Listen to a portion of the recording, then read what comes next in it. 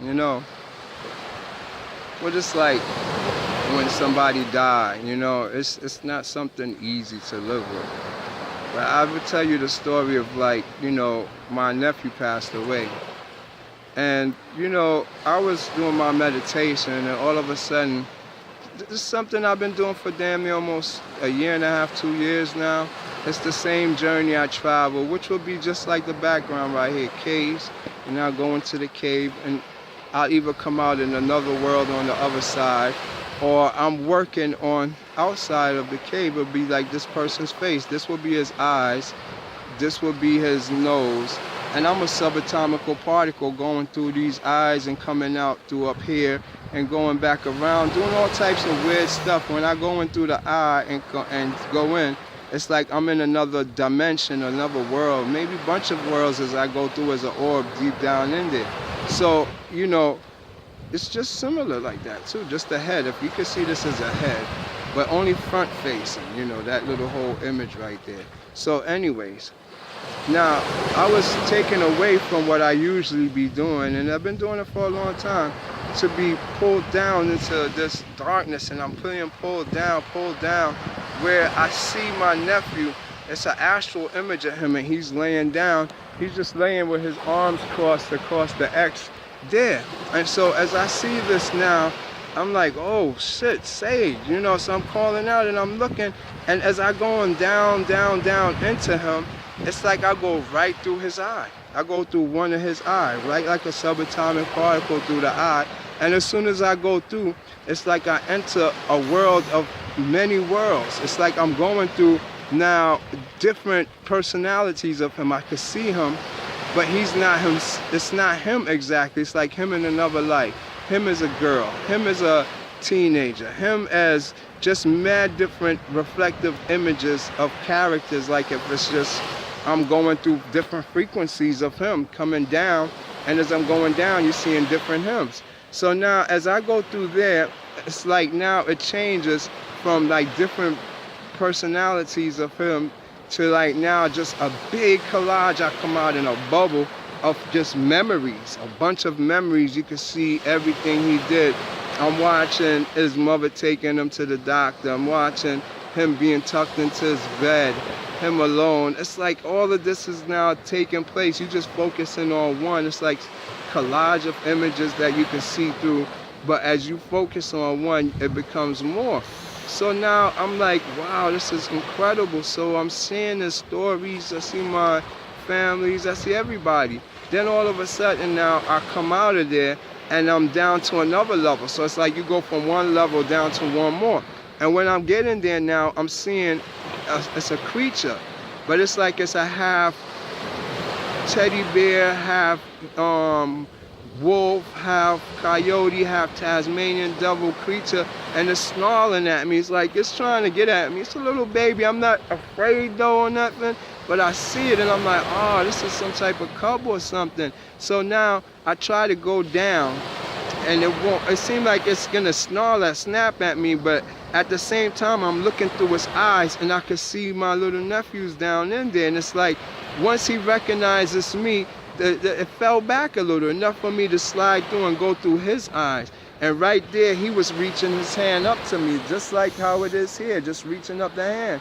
And once I reached my hand physically, I'm reaching it out, he grabbed my hand, and then we just ascended together. He's ascending with me, and we ascended up. And so when I'm ascended up, my eyes is closed. I'm standing up now doing this. And so when I get to the ascended up, I guess, to regular level, I'm thinking he's good now. I'm like, you good, you know, do you. All right, you're welcome. And so nah, I open my eyes, but when I did, I see a little orb floating around. So I'm like, what the hell is this? I thought he was going, what are you doing? So now I realized probably he don't have a place to go. Something might not be right, or a lot came to me because I noticed when I was going through his sheath bodies, his personalities, or his life regressions, he was never an adult. Like I never saw him as an adult, but he was always a child no matter how many times you saw him. And so it made me realize, wow, that's different, because I'd been in many bodies before, but I never actually saw saw a person in just one age bracket. They was small, medium, and kid, even a baby. But he didn't have nothing more than up to that certain age. So I knew something was wrong. And so I always had a red flag in me. I took a mental note of it. But now I'm starting to realize that it's more deeper to this than actually what it is. So with him now just being in the room with me or whatever, I had a lot of thoughts that came across. The first one was he never had a home. And so it's telling me it's because when we admire something, I'll give you a great example. Like for instance, this scenery right here, you know, say you admire this, your eyes will take a picture of it. And by taking a mental picture of it, it locks it inside of your mind, your astral world, and it becomes your world. You build your own world by looking at different sceneries and admiring it. How this is done is similar, like if I was to tell you to take a light bulb, and you look at a light bulb and stare at it, or even the sun. If you was to stare at the sun, let's see, until it's all bright in your eyes, then close your eyes automatically right away. You will see that you still have the glare of the sun in your eyes. You captured it. That's how it works. And so once you're able to look at something and admire it, you capture it, and it goes to your astral world. These are the worlds you go to later on upon your passing that you created yourself. It's all the stuff you admired in this collage of just beautiful things that you always wanted. You're capturing it, and that's what you're doing. But if you don't have experiences, you don't have too many admirational pictures inside of you, or soul pictures. So your environment in the astral world is limited. So a lot of people would send their kids out back in the 1300s, 1200s, all over different countries to have experiences, to see these nice stuff so they can have astral world images and a world that they create. So being that I couldn't actually, I came to self-realization. He never created his world because he never grew up to explore the world. He looked like he always had wind up passing away at a young age. I gave him a position on my body, and the position I gave him was right here on my nose. I pushed him in, and he wound up getting a spot there, and that was his world, you know. And when I look, I got a lot of ancestors all over me, believe it or not. If you see them all in my face and all my pictures, people be amazed out here because they say, where those things come from? They're not on you. I don't see none of that. But it's actually in your astral image. It works similar like a remote control from a TV. If you try to press the infrared remote on your TV and look at it straight up, you're not going to see nothing. But if you take your camera from your cell phone and look at it through your camera and press it, you will see the light come on. So you're seeing something on another spectrum when you see all this stuff over me. It's not literally on me, but my projection makes it on my field. That's in my Merkaba. So with that in mind now, these things now is how they manifest and how we able to interact with them. You know, 1 second. Yeah, so now once I came to self-realization that he never really had created all the worlds of his own to have an astral, and the little space I gave him was at one time dark because I seen other, you know, beings all over in their little worlds, and it's all alive everywhere you go, because you look at it as everything on your body is a cell, and every cell is a living being. A cell is what we in now, one cell. So imagine what a cell could be, its potential. It's unlimited, it's infinite, it's a black hole, so it has infinite worlds in one cell. So your body is composed upon billion upon zillions of cells. There's so many unlimited worlds, it's unbelievable.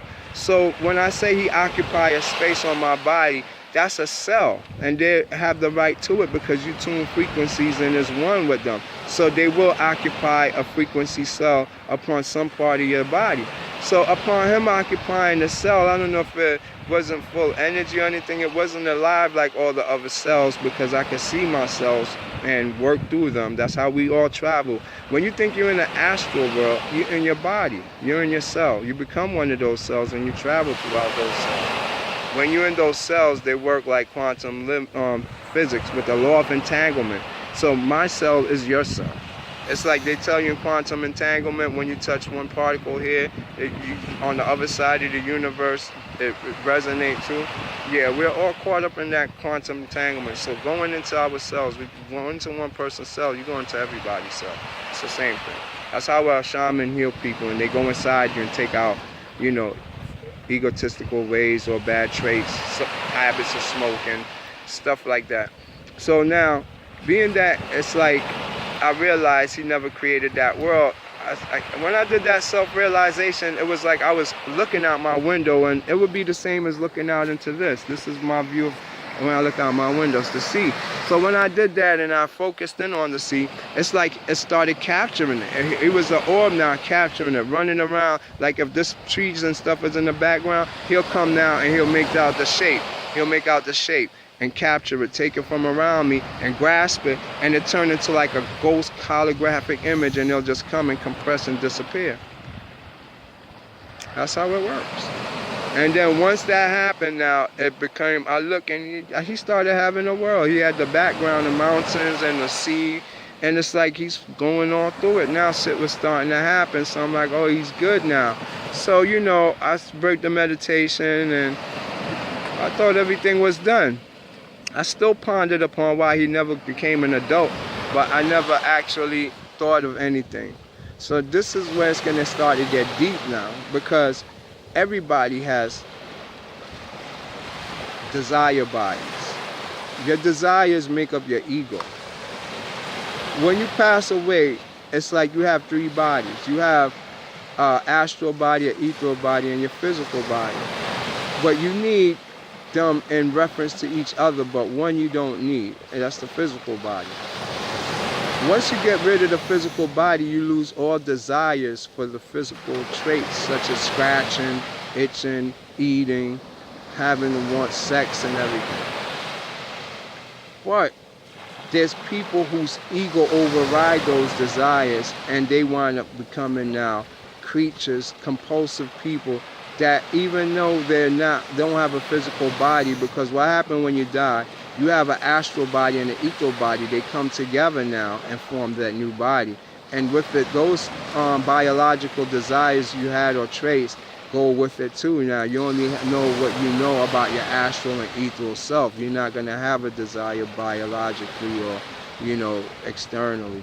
And so when you get these desires that you do, you wind up becoming a beast, a creature, an animal, that you have mediators, spiritual advisors that's gonna make sure you don't come back to this parallel world, and you're not crossing over into the spiritual world either. So in the astral world, the chase starts, the hunt goes on, because the first thing you want to do is come back here, and you're desperate.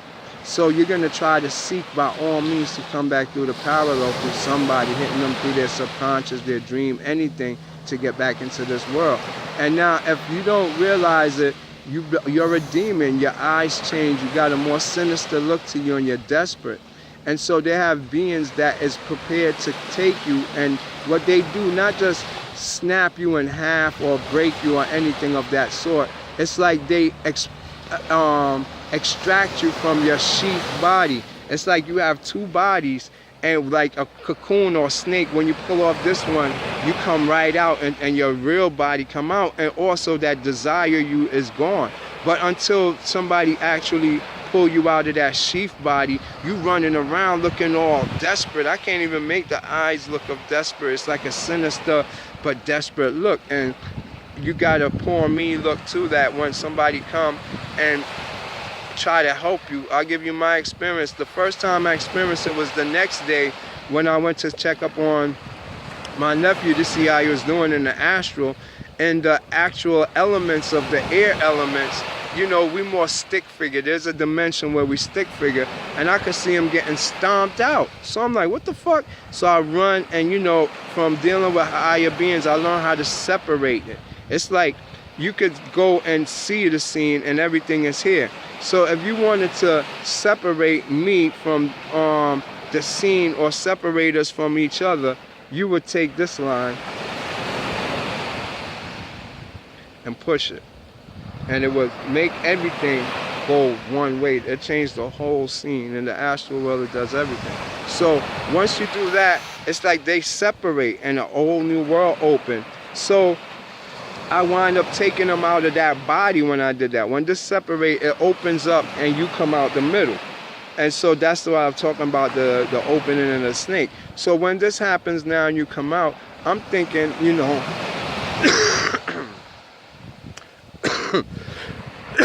excuse me, that I'm helping him and he's good now, but he wind up turning around and attacking me and bit up on me.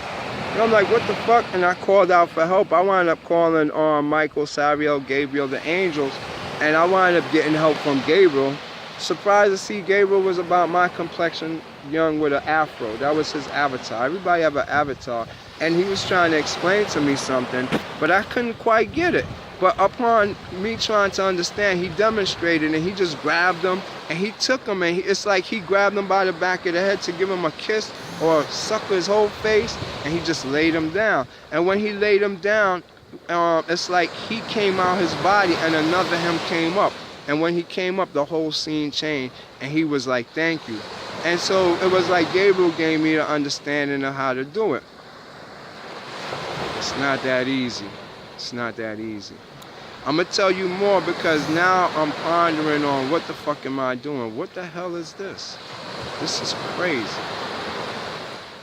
University of Conscious Science. One love.